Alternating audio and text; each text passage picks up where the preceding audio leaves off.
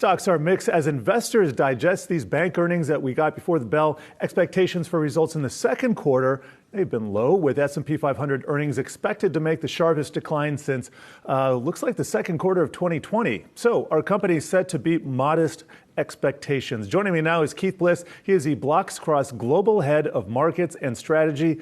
Keith, thank you for being here today. Great to see you in our studio.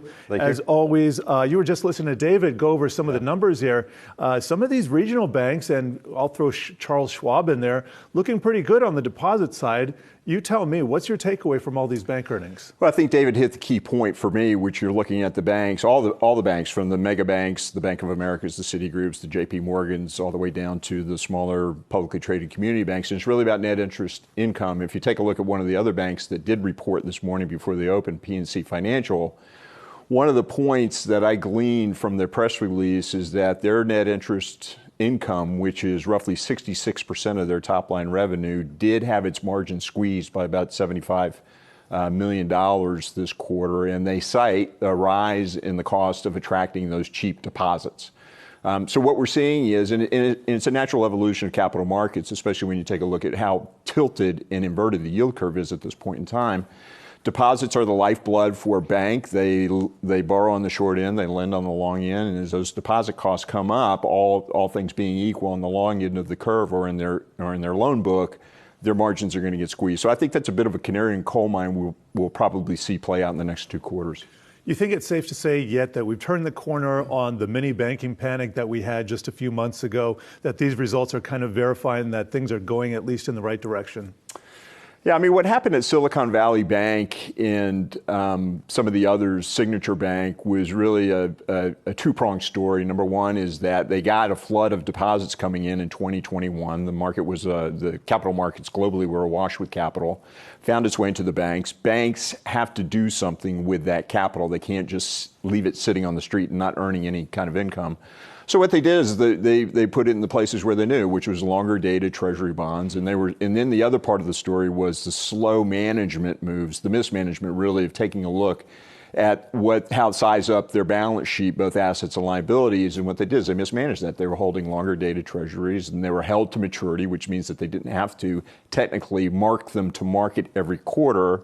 But some wise man woke up one day and said, hey, guess what? Silicon Valley Bank is technically insolvent here. And that just started a bank run on millions of deposits. So I think you're right. That story is largely played out. Banks are now under scrutiny to manage this a little bit. The FDIC has woken up to take a look at what's happening with some of these banks. So I don't think that's the problem. I think it's going to be more in the core franchise of banks, excuse me, both in deposits and lending. All right, I want to pivot a little bit, and I just say a little bit because I'm going to talk about Bitcoin, crypto assets, and in a way, those are kind of levered to what the Fed is doing. I'm going to leave the segue aside here. Yeah. Bitcoin in price, it has managed to climb above 30,000, kind of got rejected there. It's looking better from a technical perspective, but you actually are the founder and one of the owners of BloxCross. That's a crypto exchange. You tell me, what are you seeing on the ground? Well, thanks for mentioning that. Yeah, we actually, if I could, a quick advertisement. Sure, please. Yeah, we launched operations, and as part of the story, and I'll be short here. We launched operations back in October of 2022 in Colombia, which was going to be our primary market, and we were. The intent was to launch a retail market in Colombia, a pretty large addressable market, large crypto enthusiasts and crypto adoption down in there in Latin America. And then, of course, FTX happened. So we kind of had to pivot our business model a little bit, but we survived. So anyway, but more broadly to your question is that I think the way the market is going to shake out and the way we're gearing our business right now is you will have a couple of the tokens, a handful, not the 10,000 that we have out there today, but a handful that will trade and be used for investment vehicles, payment mechanisms, and savings vehicles, Bitcoin, Ethereum, maybe Litecoin. Certainly the stable coins fall into that category. And I think what you're going to see then is that trade as commodities do, they're going to wax and wane on their price action depending upon what happens with economics, global monetary policy, similar to any other asset class that you take a look at. I think Bitcoin, though, is poised for a massive run-up because as we get some of the regulatory uncertainty cleared out, as well as when Bitcoin and Ethereum really start to gain even more traction than they already have as payment mechanisms, that's when the value of them will truly spike. Can't say when that's going to be, but right now I have that position. I was reading Twitter over the weekend, Raoul Pal calling for a God candle if Bitcoin really breaches 30,000 to the upside. I haven't seen a God candle in forever, so I'm looking forward to that if it comes. Yep. But let's talk about Ripple. Key court decision is actually kind of upsetting the way investors are thinking about the regulatory regime in a bullish way for crypto. Can you just go over your thoughts on this latest settlement, or not settlement, but decision? Yeah, the decision was a bit of a, if I can borrow a French phrase, a bit of a come see, come saw for Ripple and the market overall, where they made the decision that Ripple does not pass the complete Howey test as it relates to retail consumers buying and selling it on the exchange. The upshot from that part of the decision really impacted companies like Coinbase, where Coinbase refused to delist XRP, Ripple, and allowed their customers to continue trading it. But then the second part of the decision was sales of XRP to the institutional community was deemed an illegal sale of unregistered securities.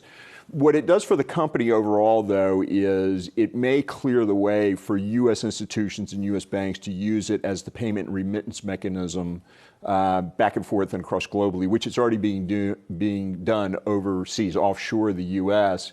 And really, it was devised to be a quicker, cheaper, smarter way to replace the old SWIFT system that is used by institutions to pass money back and forth. So I actually think even though it's not a complete victory for Ripple, it's not a complete defeat for the SEC, I think it's positive for Ripple's business practices, and certainly what we do in Latin America, and then as we have ambition to go globally, Ripple will be a part of how we convey products and services out to the clients. Is it safe to say that the crypto winter, maybe both of them are finally over? What are you seeing on the ground? Well, certainly this iteration of it. If you take a look at a lot of people forget that all assets go through boom and bust cycles. I mean, all you have to do is just take a look at U.S. equities since 1987 when I first got my first job. It was when you started that they started getting volatile there. I know that. Yeah, and the cycle started shortening. I think I definitely had something to do with that. But anyway.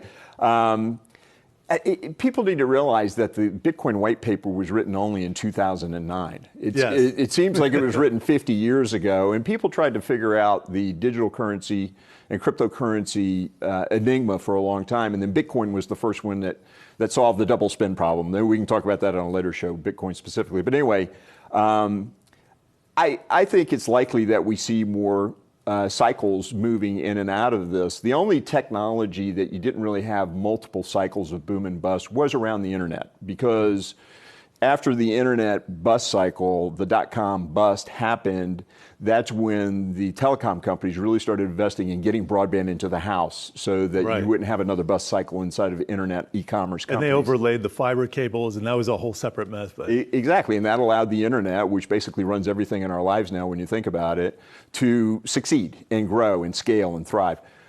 When it comes to cryptocurrencies, I think where this goes is not necessarily you and me being able to invest $50 in a bunch of Satoshis and holding it. Yes, they'll be part of that because there is intrinsic value, especially as it becomes popular for a payment mechanism.